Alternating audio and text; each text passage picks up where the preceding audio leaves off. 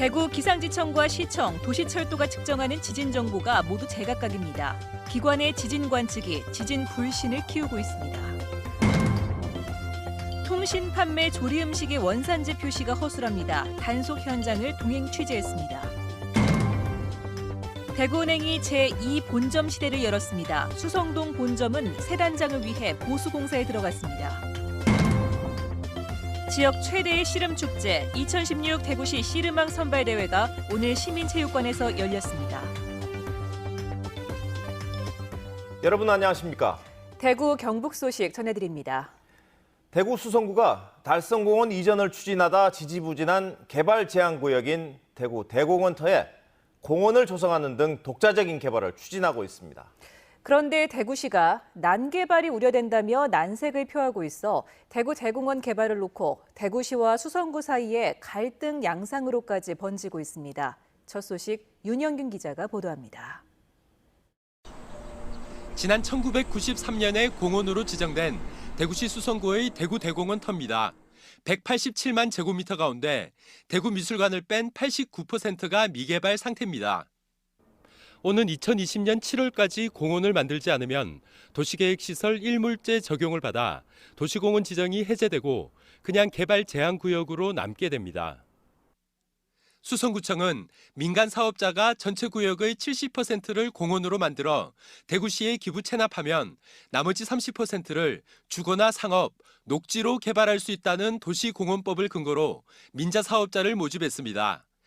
민간 사업자들은 컨소시엄을 구성해 15% 정도를 개발 제한구역에서 해제해 아파트를 짓고 이 이익으로 나머지 공간에 공원을 조성하는 방안을 추진하고 있습니다. 수성구 같은 경우에는 현재 1,600만 원 정도의 분양 시세가 형성돼 있기 때문에 저희들이 15% 제한을 하더라도 충분히 사업성은 나온다고 판단하고 있습니다. 대구시는 사업 제안서가 접수되면 검토하겠다는 입장이지만 난개발을 우려하고 있습니다. 대구시 입장에서는 대구시 전역의 8개 구군 전체를 총괄해가 봐야 되기 때문에 대구시의 입장에서는 한쪽 구청만 편애할 수가 없기 때문에 그렇습니다. 수성구청은 대구시가 지나치게 소극적으로 대응하고 있다며 대구대공원 조성 권한을 위임해달라고 요구하고 있습니다. 할 수 있는 것을 하지 않고 일몰제가 돼서 공원을 해제한다든가 해서 오히려 난개발을 초래하고 또 시민들의 휴식 공간을 부족한 것을 그대로 방치한다면 대구시가 책임을 져야 되는 일이죠. 주민 4천여 명이 대구대공원 부지 개발 제한 구역을 해제해달라고 대구시에 탄원서를 제출했지만 거부된 가운데 대구대공원 개발을 두고 대구시와 수성구청의 갈등으로 번지고 있습니다. MBC 뉴스 윤영균입니다. 경주 강진 이후 크고 작은 여진이 이어지며 불안감은 계속되고 있습니다. 그런데 지진을 관측하는 기관마다 측정값이 제각각이어서 어떤 기관을 믿어야 할지 시민들은 혼란스럽기만 합니다. 대구만 해도 대구 기상청과 대구시청, 대구도시철도가 관측하는 지진 정보가 모두 다르다고 하는데요. 도성진 기자가 취재했습니다. 지난 10일 경주에서 강진이 일어났을 때 기상청과 한국지질자원연구원의 분석은 달랐습니다. 기상청은 1차 지진의 규모를 5.1, 지질자원연구원은 5.2로 측정했고 진앙지도 기상청은 2차 지진이 1차보다 북쪽으로 이동했다고 분석한 반면 지질자원연구원은 남쪽으로 분석했습니다. 열흘 만에 기상청이 진앙지를 수정했지만 지역에서의 혼란은 더 심각합니다. 내가 있는 지역의 피해 정도를 가늠하고 대처하려면 진도를 신속히 알아야 하는데 대구는 기관마다 제각각이었습니다.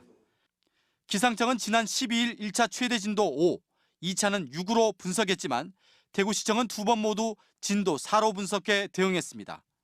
근데 기상청 발표 자료는 그렇게 나왔는데 어떻게 나왔죠? 저희 계측기도 그렇고 안전처에서 수신했는 자료로는 4 정도로 나왔거든요, 진도. 이유를 알아봤더니 기상청은 전국에 설치한 150개 지진계를 통해 관측, 분석하는 반면 국민안전처는 지자체 청사 등 주요 건물에 설치된 580여 개의 지진계를 통해 별도로 관측하고 이 정보를 대구시청이 받기 때문입니다.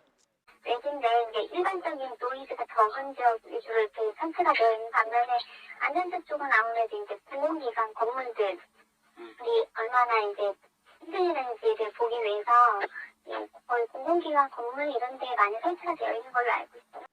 이뿐만이 아닙니다. 대구 도시철도의 경우 지하철 1, 2호선은 기상청에서 정보를 받고 3호선은 자체 설치한 지진계로 측정해 대응합니다. 진도 계급도 1, 2호선은 우리나라가 쓰는 12단계를 사용하는 반면 3호선은 10단계의 일본 기준을 사용합니다. 기계 자체가 일본 거기 때문에 우리가 쓰는 거는 일본에서 사용하는 JMA. 관측, 분석, 대응 모든 면에서 제각각인 우리의 지진 대응 시스템이 국민들의 불안과 불신을 키우고 있습니다.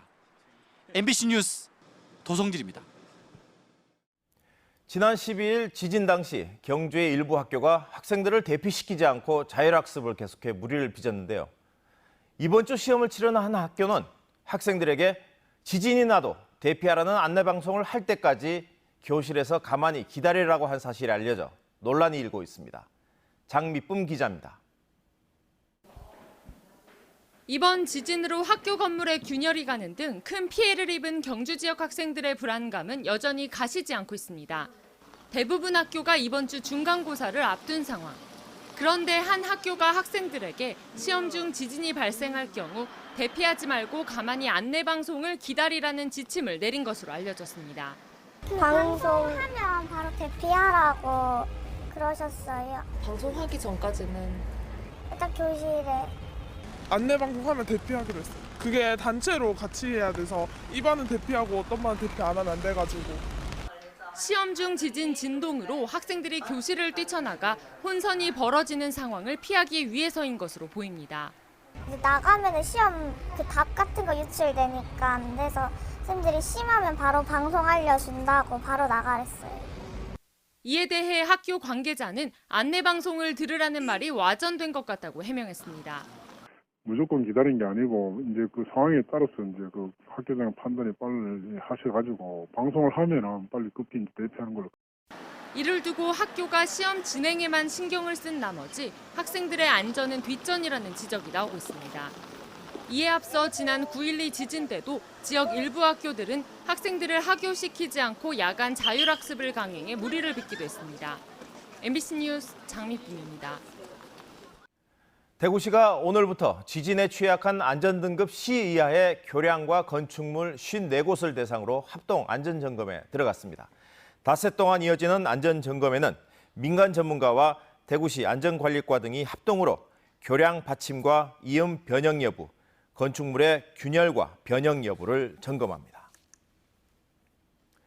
경주 지진 이후 학생들의 경주 현장 학습과 단체 관광 취소 사태가 잇따르면서 어려움을 겪고 있는 지역 관광업계들이 오늘 경주시청에서 공동 호소문을 발표했습니다. 이들은 지진으로 피해가 발생한 경주 지역이 빠르게 안정을 되찾고 있어 국민들이 지나친 불안감을 갖지 않아도 된다며 안전한 관광이 이루어질 수 있도록 노력하겠다고 밝혔습니다.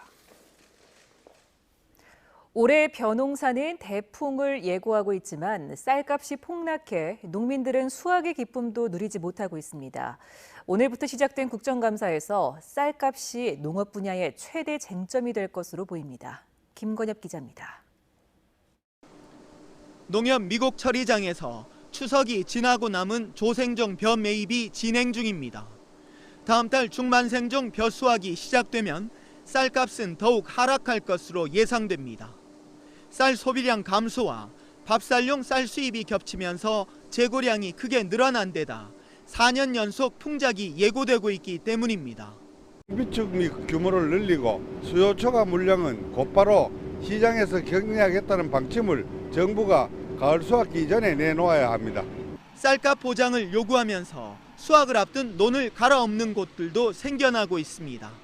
가격 하락 원인을 따지고 근본 대책을 세우라는 요구가 거세지면서 쌀값은 이번 농업 분야 국감의 최대 쟁점이 될 것으로 보입니다.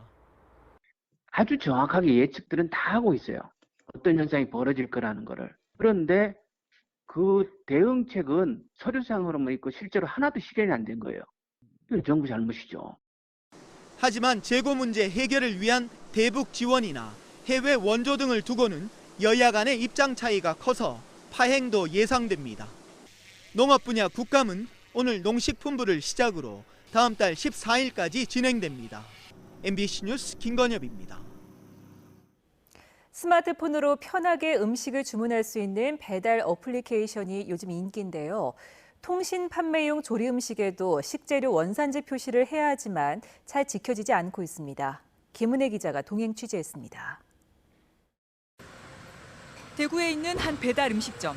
족발이나 보쌈에 쓰이는 돼지고기가 100% 국내산이라는 문구가 걸려 있습니다. 100% 국내산이죠.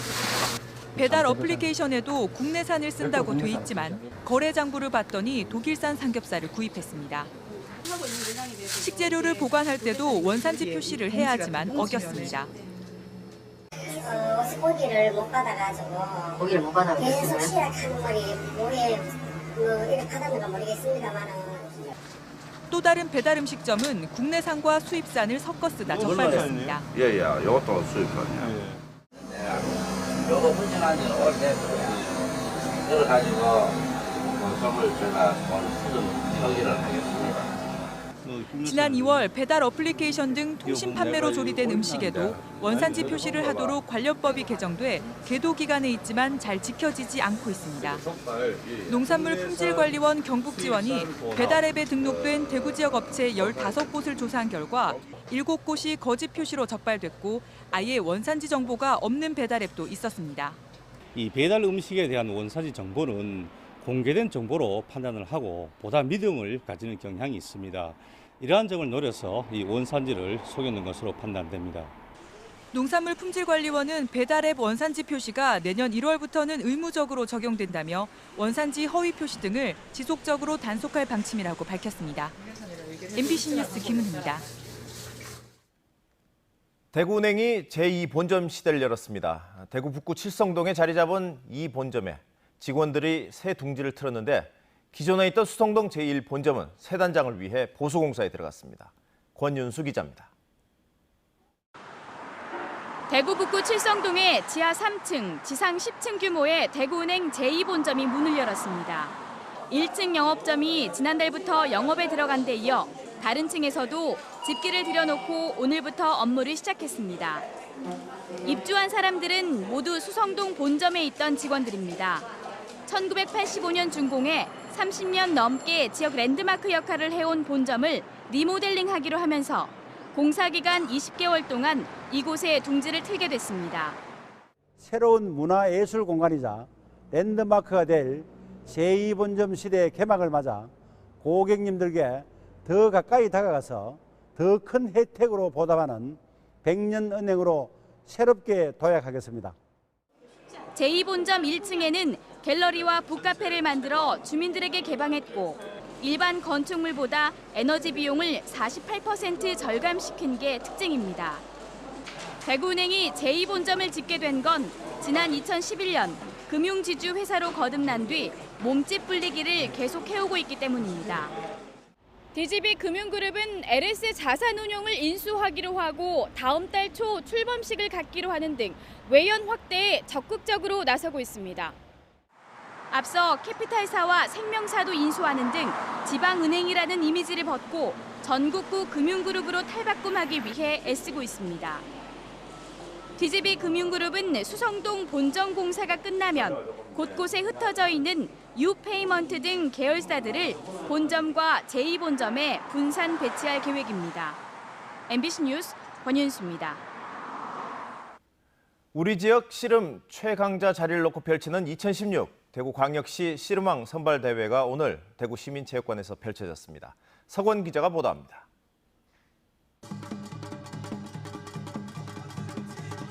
순수한 열정과 수준 높은 기술. 안중석은 열광의 도가니입니다. 대구 시내 7개구, 1개군에서 170여 명의 선수가 참가한 이번 대회. 올해로 28회째를 맞이한 역사와 전통에 체육단체 통합으로 새로움이 더해졌습니다.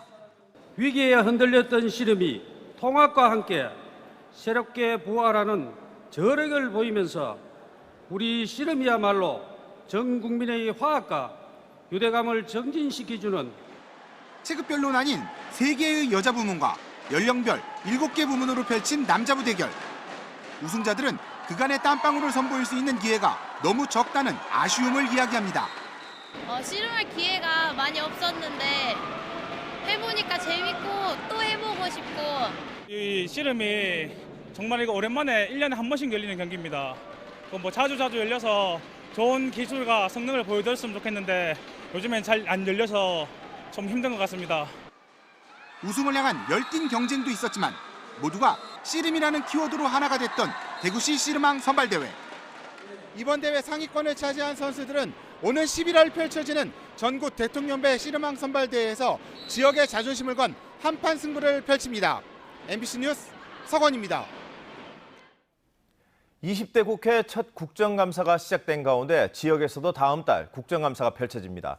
다음 달 6일 경상북도와 경북경찰청 그리고 대구국세청이 각각 국회 안전행정위와 기획재정위로부터 국정감사를 받습니다. 대구 경북과학기술원은 다음 달 4일, 대구시 교육청은 다음 달 6일로 예정돼 있고 대구시와 대구경찰청은 이번 국감에서 제외됐습니다. 대구 모녀 변사 사건과 아동 실종 사건을 수사 중인 대구수성경찰서는 CCTV 분석 결과 지난 15일 오후 류군과 류군의 어머니 조모 씨가 집 근처 내거리에서 택시를 타고 북부 정류장 부근으로 이동한 뒤 대구 칠곡 방향으로 가는 시내버스에 탄 사실을 확인했다고 밝혔습니다. 경찰은 해당 버스 정류장 인근의 CCTV를 확인하는 한편 조 씨의 전 남편 등 주변인을 상대로 모자의 행적을 탐문하고 있습니다. 전국의 철도와 지하철 노조가 내일 연대 파업에 돌입하는 가운데 지역에서도 일부 운송에 다소 차질이 생길 것으로 보입니다. 코레일 대구본부는 내일 KTX 열차는 평소와 같이 100% 정상 운행하지만 새마을호와 무궁화호 등 일반 열차의 운행률은 평소의 60% 수준으로 떨어질 것으로 예상했습니다. 네, 지금까지 대구 경북 소식이었습니다. 시청해주신 여러분 고맙습니다.